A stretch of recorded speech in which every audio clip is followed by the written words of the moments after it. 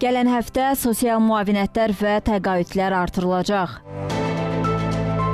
Bunu millət vəkili Vüqar Bayramov parlamentin növbədənkənar sessiyasının plenar iclasında deyib. Onun sözlərinə görə artımlar 1,1 milyon vətəndaşı əhatə edəcək. 2018-2024-cü illərdə Azərbaycanda sosial müavinətlər və təqaüdlərdəki artım dinamikası 5 dəfədən çox olub.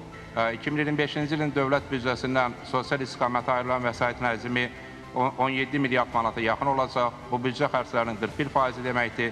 Bu demək ki, 2025-ci ildə dövlət büdcəsinə ayrılan hər 100 manatdan 41 manatı məhz sosial istiqamətə yönəldiləcək.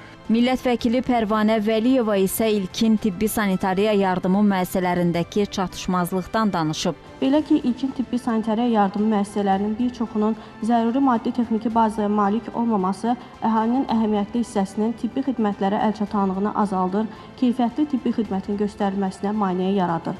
Kadrların yerli ehtiyaclara uyğun paylanmaması, ailə həkimliyi sahəsində peşəkar kadr hazırlığının uzunmüddətli əsasda planlaşdırılmaması, əhalinin zəruri tibbi xidmətlərə bərabər əlçatanlığına və mövcud kadr resurslarının iş yükünün optimal paylanmasına mənfi təsir göstərir.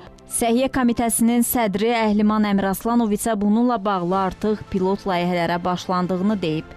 İlkin tibbi xidmətin monitorinqi aparılıbdır. Yəni kəndlərdə tibb məntəqələrinin, felçer məntəqələrinin vəziyyəti yoxlanılıbdır, monitorinq olunubdur və onların necə yenidən bərpa olunması, bir çoxları artıq kifayət qədər ağır vəziyyətdədir. Şəhərdə keçirilən bu pilot layihəsinin təcrübəsi olaraq, bu təcrübəsini qəbul edərək, təcrübəsindən yararlanaraq digər rayonlarımızda da bu həyata keçirilməyə başlayacaq. Onu da qeyd edək ki, Xəzər dənizinin Azərbaycana mənsub olan bölməsində süni torpaq sahələrində kazino oyunlarının təşkilinə icazə verilməsini nəzərdə tutan qanun layihəsi ilk oxunuşda qəbul edilib. Bundan başqa yol verilən qanun pozuntuları ilə əlaqədar polis əməkdaşlarının tətbiq etdiyi cərimələrin 5%-nin onların sosial müdafiəsi üçün yaradılan xəzinə hesabına əlavə olunması da birinci oxunuşda təsdiqlənib.